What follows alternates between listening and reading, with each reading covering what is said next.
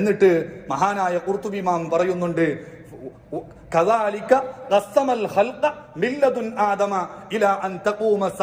ഇത് പ്രവാചകന്മാർക്ക് മാത്രമല്ല ഈ സംവിധാനം അല്ലാഹു സംവിധാനിച്ചിട്ടുള്ളത് ആദം നബി അലൈഹിസ്സലാത്തു വസ്സലാം മുതൽ ഖിയാമത്ത് നാൾ സംഭവിക്കുന്നത് വരെ ഈ രീതിയിലാണ് അല്ലാഹു തആലയുടെ സൃഷ്ടിപ്പ്. ചിലർക്ക് ആൺമക്കളെ മാത്രം കൊടുക്കും, ചിലർക്ക് പെൺമക്കളെ മാത്രം കൊടുക്കും, ചിലർക്ക് മിക്സ് ആയിട്ട് കൊടുക്കും, ചിലർക്ക് തീരെ കൊടുക്കൂല.